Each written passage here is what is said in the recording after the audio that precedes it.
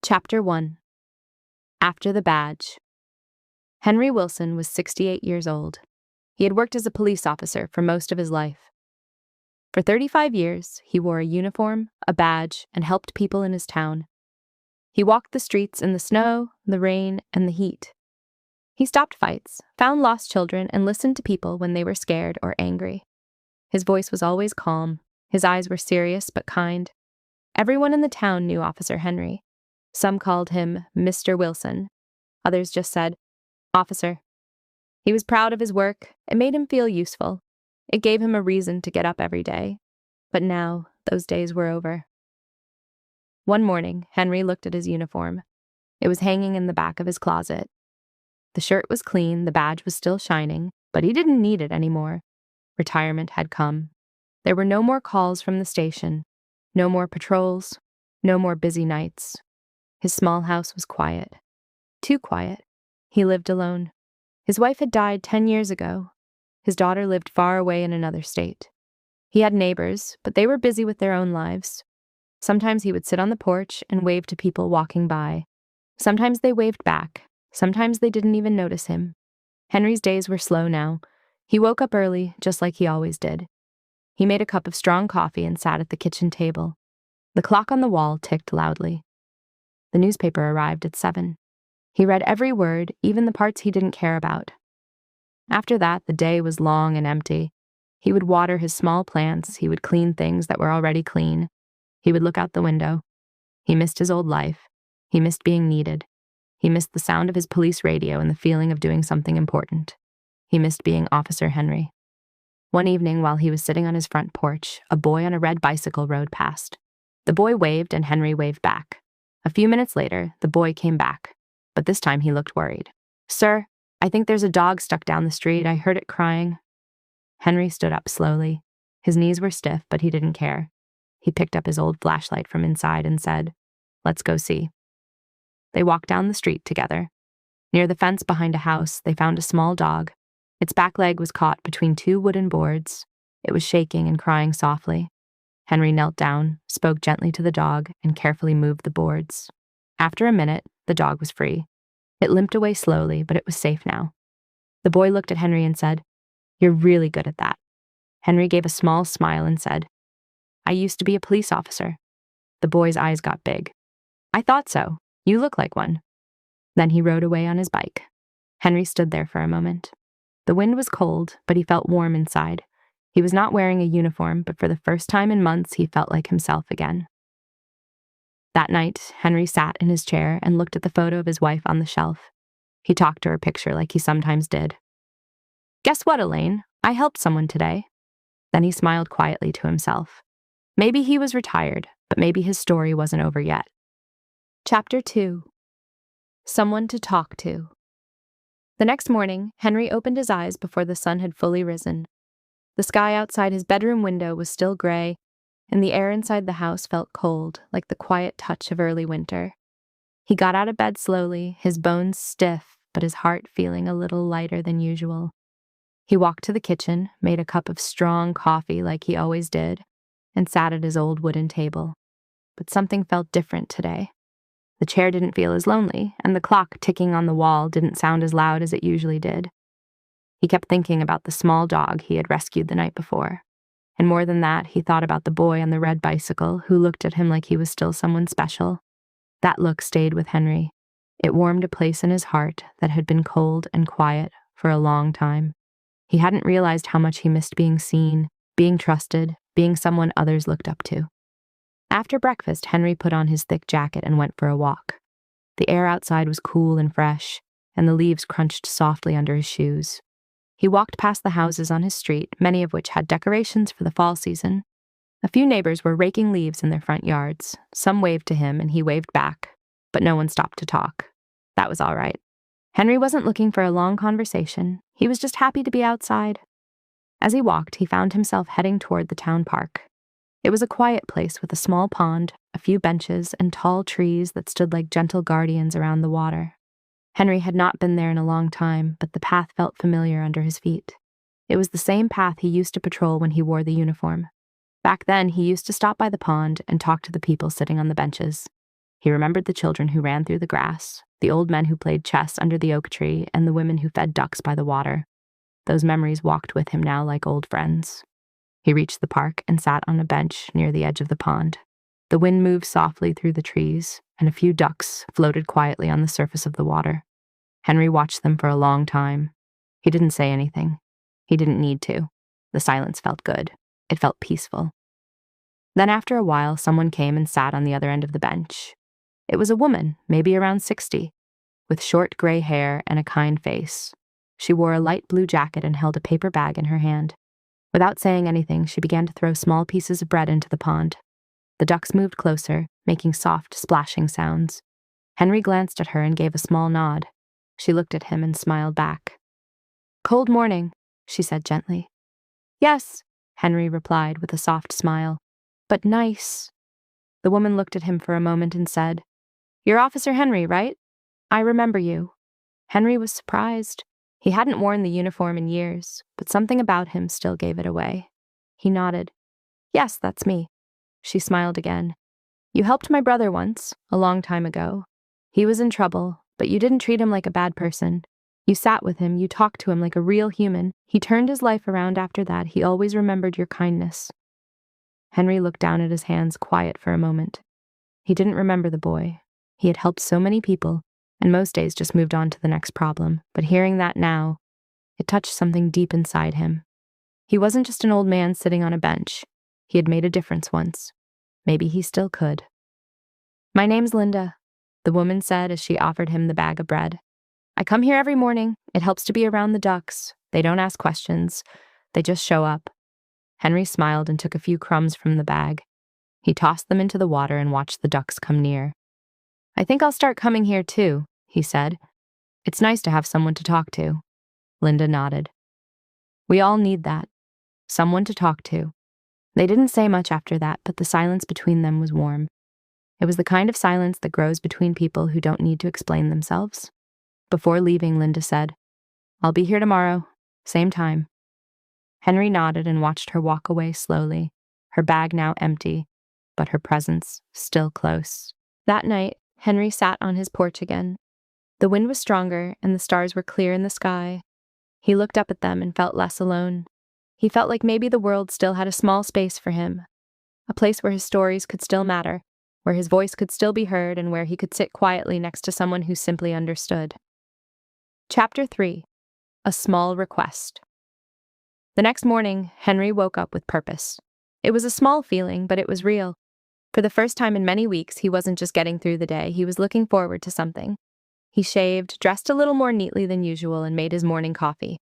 As the warm mug rested in his hands, he looked out the window and saw a pale sun rising through thin clouds. His heart felt lighter. He didn't know what he and Linda would talk about at the park, or if they would talk at all, but he was glad to know someone was waiting. That thought stayed with him as he walked down the same path, past the same houses, but this time with softer steps and a gentler smile. It felt like the town had changed overnight, even though he knew it hadn't. The truth was, Henry had changed. Something in him had woken up, something that had been asleep for too long. When he reached the park, Linda was already sitting on the bench. She wore the same blue jacket and held the same brown paper bag. This time she waved when she saw him. Henry waved back and sat beside her. The ducks were already waiting by the edge of the pond as if they too had begun to recognize them. They fed the ducks in quiet, calm movements, and for a while they said nothing. Then Linda spoke. "I was thinking about something last night," she said softly. "About your old job, about the way you listen to people. We don't have many people like that these days." Henry looked at her and said, "It was part of the job, I guess. You listen so you can understand." She nodded. "That's what I mean. We don't have many who want to understand anymore. Most just want to talk, not listen." Henry agreed. He had seen it in people's eyes during his last years on the force.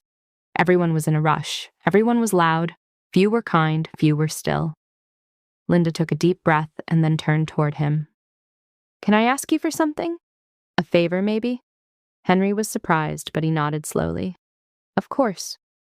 "I work at the small community center on 3rd Street, she said. "Every Thursday, we have a group for older folks, people who live alone or just need someone to talk to. We sit in a circle, have tea, and sometimes just tell stories. But lately, fewer people come. They say they're too tired, or there's no one new to hear their words. I think they just want someone who understands them." Henry listened closely. He could already picture the room: metal chairs, a slow ceiling fan, a kettle of tea, and tired faces hoping for something gentle to believe in. He could feel the quiet in that room even before stepping inside. "Would you come?" Linda asked. "Just once. Sit with them. Maybe share something. Just be there." Henry looked at the pond for a long moment. The ducks had finished the bread and were drifting quietly on the water, just like always. He thought about the silence in his house, the old badge in his drawer, and the young boy on the bicycle who had looked at him like he still mattered. "I think I'd like that," Henry said. "I think I need it as much as they do." Linda smiled, a smile that said more than words. It was a smile of relief, of hope, of quiet joy. She didn't thank him too loudly. She didn't make a big show of it. But in that small moment, something gentle passed between them, like the sun warming a cold window after many days of cloud. They stayed on the bench a little longer, not speaking much, just watching the light change over the water. When it was time to leave, they stood up slowly, and Henry felt taller than he had in years. He was still retired. He was still alone in many ways. But he wasn't forgotten. He wasn't done. He still had something to give. And sometimes all it takes is one small request to wake up the heart again. Chapter 4. Thursday at the Center. Thursday came more quickly than Henry expected. As he stood in front of the mirror that morning, combing his gray hair and buttoning up his shirt, he caught a glimpse of his younger self, the man who used to wear a clean uniform and stand with straight shoulders. That man had walked through doors with confidence. That man had listened to people, helped them, and gone home knowing he had done something that mattered. Now, standing in the quiet of his small home, Henry felt a small piece of that confidence returning. It surprised him how much he cared about this small visit to the community center. He didn't know who would be there or what he would say, but he knew he had to go. Not because someone told him to, but because something inside him wanted to show up. The community center was only a short walk from his house. It was an old red brick building with white doors and a small sign that said, "Welcome Center." As he stepped inside, the air smelled of tea and fresh cleaning soap. The lights were warm, not too bright, and soft music played from an old radio in the corner. Linda greeted him at the door with a gentle smile. "You came," she said, almost as if she wasn't sure he really would. Henry smiled back. "I said I would." She led him into a room with a round table and a few chairs placed in a wide circle. About 10 people sat there already, most of them older than him, wearing sweaters and soft coats with folded hands and kind but quiet eyes. Some looked up when he entered, curious. Others just nodded politely. There were 2 large teapots, a plate of cookies, and a box of tissues in the center of the table. The room was warm, and so was the mood. There was no rush, no noise, just soft voices and slower time. Linda invited Henry to sit beside her. "Everyone," she said kindly, "this is Henry. He used to be a police officer in our town." One of the women, with a soft blue scarf around her neck, smiled and said, "I remember you. You came to my school once when I was young. You gave a talk about safety and kindness." Henry nodded slowly. "That sounds like something I did."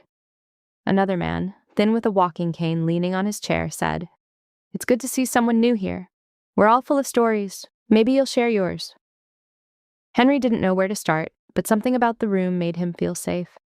He took a sip of tea, held the warm cup in his hands, and began to speak. Not loudly, not with great detail, but honestly. He talked about the years in uniform, the people he had met, the nights he sat in his car, thinking about life, the hard choices, and the quiet wins. He didn't speak for long. When he stopped, there was silence, but not the kind that feels empty. It was the silence that comes when everyone understands. Then others began to share. A woman talked about losing her husband 2 winters ago, and how she still sets his cup on the table every morning. A man spoke of his days working in a factory, how he loved fixing machines and missed the sound of tools in his hands. One woman said she never had children but took care of her neighbor's kids when they needed someone. Story after story filled the room like gentle waves. And Henry listened, truly listened, not as an officer this time, but as a man who knew how deep loneliness could go and how healing it was to be heard. By the end of the hour, the room felt different. It felt lighter, even joyful in its own quiet way. People laughed softly. Someone told a joke. Another offered to bring muffins next time. Before he left, Linda touched Henry's arm and said, "You were meant to be here today." Henry nodded, his eyes a little misty. "So were all of us." He walked home slowly that afternoon, the sun low in the sky behind him. He felt tired, but it was a good kind of tired. Like something inside him had opened again. The house was still quiet when he entered, but it no longer felt empty. He placed his keys on the table, sat down in his favorite chair, and smiled. For the first time in years, he had not only helped others, he had let them help him too. Chapter 5. Old Roads, New Steps. The next few days passed quietly, but something inside Henry had changed. His walks felt different now. He no longer passed people without looking. He greeted neighbors with a gentle nod, and they started greeting him back. On Thursday, he returned to the community center. This time, he brought a small photo album. Inside were black and white pictures of himself in uniform, some taken in the early years when he had just joined the force, others taken later during awards, events, or special visits to schools. The group listened with interest, and Henry spoke with a mix of pride and softness in his voice. But then, someone asked a question that made him pause. "Was it hard?" one woman asked gently. "Being an officer, I mean. Was it always as simple as just helping others?" Henry looked at the photo in his hand. He was young in it, smiling beside a patrol car. He took a deep breath, and his smile faded into something more serious. "It was hard," he said quietly. "Very hard, sometimes." The room became still, as if everyone leaned in without moving. Henry looked around and began to speak slowly, choosing his words carefully. People think a police officer's job is only about chasing criminals or writing tickets, but there's more to it. There are nights when you stand in the rain, waiting, cold and alone. There are calls you never forget, the ones where a mother screams for her child, or where you're too late to stop something terrible. There are moments when you have to stay calm while someone screams in your face. You carry those things, not in your hands, but in your heart. He looked down at the floor. His voice softened even more. You miss birthdays, holidays, even funerals. Your family eats dinner without you because you're out keeping other families safe. Some days you feel like a hero. Other days you feel invisible. You make decisions in seconds that stay with you forever. And sometimes when the job is over, when the badge comes off, people forget that you were once part of something big. Linda placed her hand gently on his arm. The others sat in quiet understanding. They weren't police officers, but they had lived long enough to know what sacrifice looked like. Some of them had their own silent battles: nurses, teachers, single parents, factory workers. And in that room, Henry's story didn't feel alone anymore. It felt understood. After a long pause, Henry smiled gently. "But I don't regret it. I would do it all again. Because even if people forget, I remember the faces I helped. I remember the child I carried to safety, the old man I walked home, the young man I talked out of a mistake. Those things, they stay with you." The group began to nod. A few people clapped softly. One man whispered, "Thank you for your service and your heart." Henry looked at them, and for the first time he felt that his past wasn't just behind him. It was part of him, something he could share, something others could learn from, something that still mattered. That evening, as he walked home under the soft light of the setting sun, Henry didn't feel the usual weight in his shoulders. His steps were slow but steady. His story, with all its struggles and long roads, had found a place to live again. Not in a report, not in a file, but in the hearts of people who knew what it meant to carry life quietly, with grace. Chapter 6. A Visit from the Past. Sunday mornings were always quiet at Henry's house.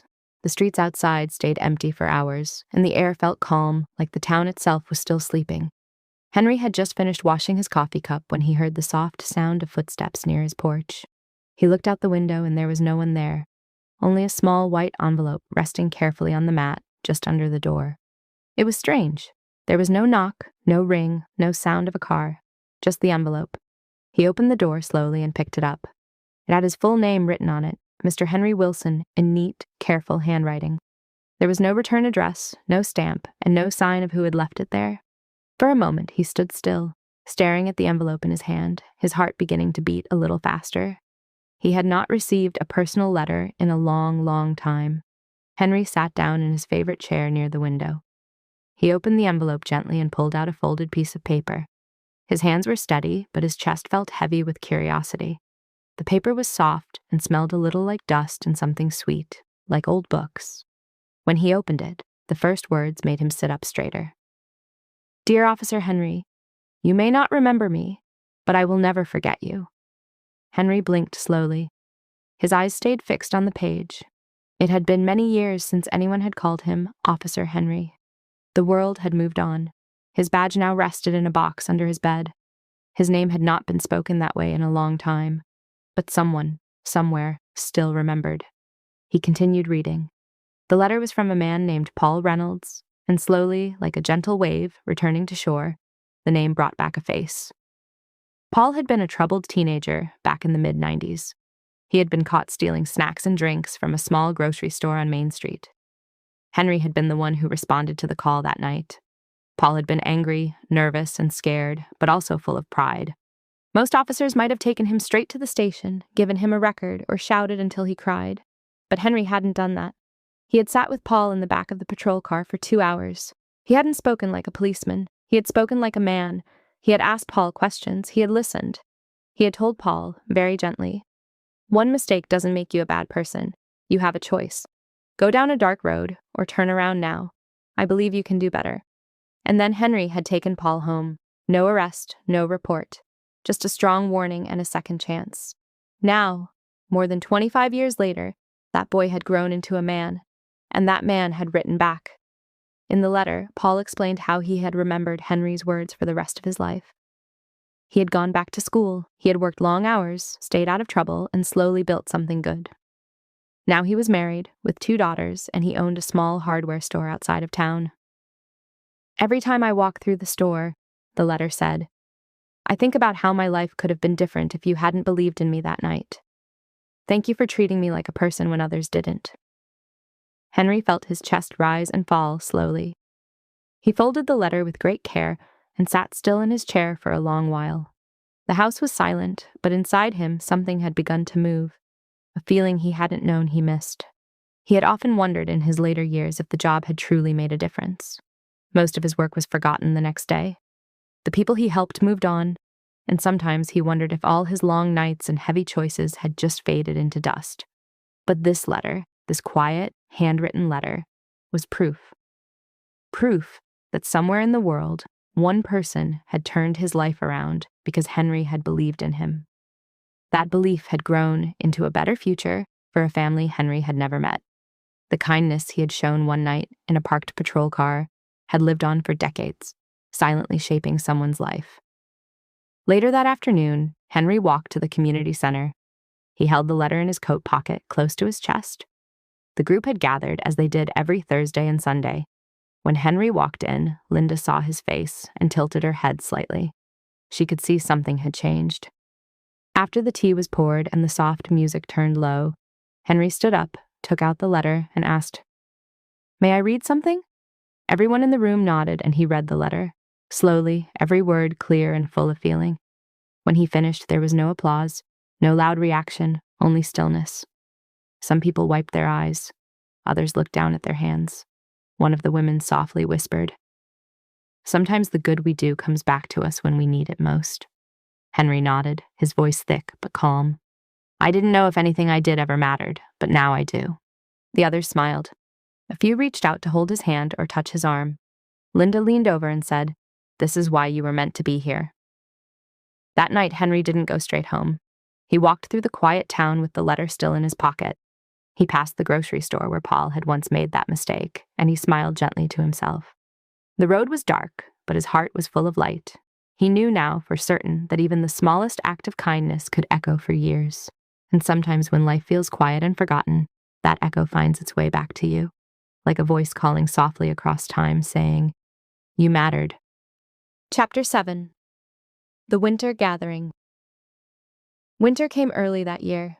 The trees that once stood full and golden were now bare, their branches like open hands reaching toward the pale gray sky. The wind grew colder with each passing day, and a thin layer of frost appeared on windows each morning. The streets became quieter, and even the birds that stayed behind moved more slowly. But inside Henry, something new had taken root, something warm that refused to freeze. Since receiving the letter from Paul, something had awakened in him. He didn't walk through his days like a retired man anymore. He walked like someone who still had something to give.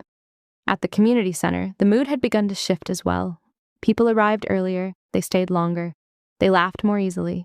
They even began to bring small items from their homes, old stories, books, music boxes, paintings, to share with the group. It was as if Henry's presence and the story of Paul's letter had reminded them all that their lives still mattered, that the things they carried in their hearts were not lost or useless. They were gifts, and gifts were meant to be shared. One Thursday morning, Linda pulled Henry aside. The cold wind rushed through the trees outside the center, but inside it was warm with the scent of tea and cinnamon. "Henry," she said with that soft tone of hers, "we've been talking. The group, I mean. Everyone wants to do something this year, something small but meaningful for people in town who feel forgotten during the holidays. People in nursing homes, people who don't have families, people like we used to feel." Henry listened quietly, already understanding what she meant. "We thought maybe we could make cards," she said. "Handwritten ones. And maybe bake cookies or write short letters, like the one you received." Henry nodded slowly, his heart already agreeing before his lips could. "That sounds like a good thing," he said. "I'd like to help." And so it began. Over the next few weeks, the quiet little group became busy with purpose. They gathered every few days, not just for tea, but to write. Some wrote memories from their childhoods. Others wrote kind words, little notes of hope, messages like, "You're not forgotten. You are loved. Someone is thinking of you today." Henry helped with the writing, folding, tying red ribbons around small cookie bags, and placing cards gently into envelopes. He even brought some of his old officer notebooks, the ones with blank pages left, and offered them for others to write in. "These used to hold reports," he said. "Now they can hold kindness." As Christmas drew near, snow began to fall. The town looked softer under the white, and the windows of the community center glowed warmly at night. One afternoon, they all went together, 10 of them bundled in scarves and gloves, to deliver their handmade letters and gifts. They went to the local care home first. Many of the people there were old, tired, and quiet, just like Henry had been months ago. Some couldn't speak, some couldn't remember names, but their eyes lit up when they received the letters. Some held them to their chests. Others cried without saying a word. One man, thin and silent, smiled at Henry and said, "You look like someone who's known pain, but also peace." Henry placed a hand on the man's shoulder. "I've known both," he said gently. "That's why I'm here." That night, when Henry returned home, snow still falling outside, he lit a small lamp in the living room and sat in silence. Not the heavy kind. This was a peaceful silence. A silence that comes when you know you've done something good. He looked around the room. It was still the same.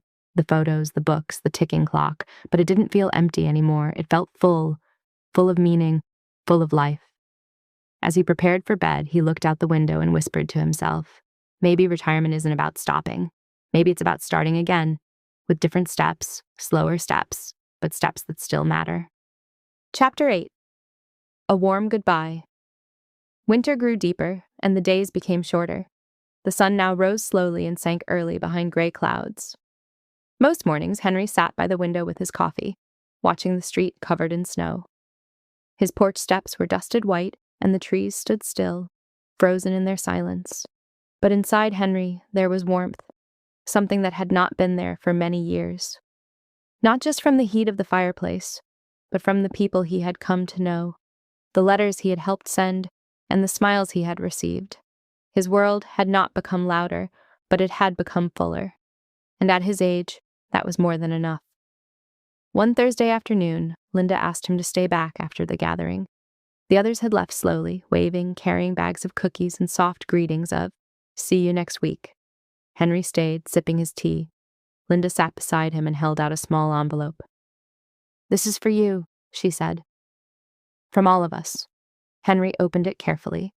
Inside was a handwritten letter filled with kind words from every member of the group.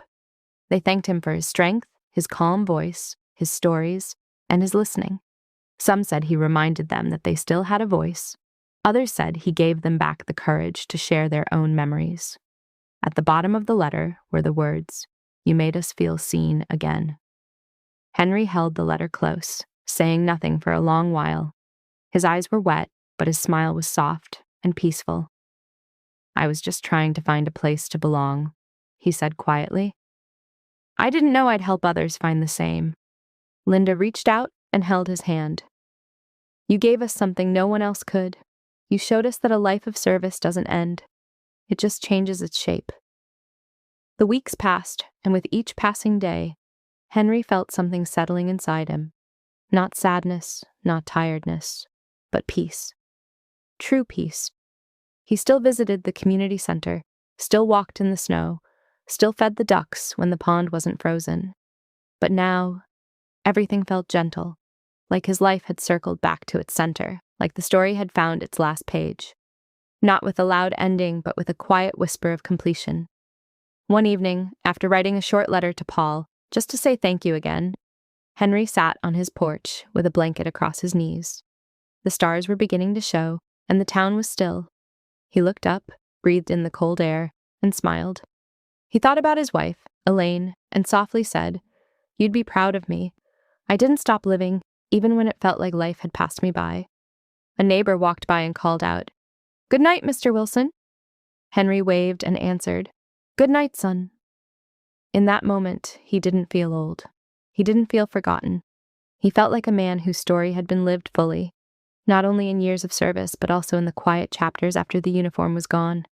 He was the retired officer, yes, but he was also a friend, a helper, a listener, a writer of letters, and a man who had learned that kindness is never wasted, not even in the final chapters of life. As he closed the door for the night and turned off the porch light, Henry whispered into the soft, dark air, "Thank you." And the world, in its silent way, whispered back. That night, sleep came to Henry slowly but not heavily. He lay in bed with the small letter from the group resting on the table beside his lamp. The soft yellow light made the edges of the letter glow like it carried something sacred. He thought about every moment from the past year, the first quiet walk to the park, meeting Linda, helping the boy with the dog, receiving Paul's letter, and sitting in a warm room full of people who once felt invisible, but now had found their voices again. None of those things had been planned. Life had brought them like gentle waves, small, steady, and healing.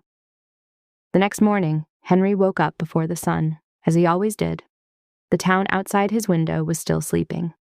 He got dressed, wrapped himself in his old coat, and walked slowly toward the pond at the edge of town.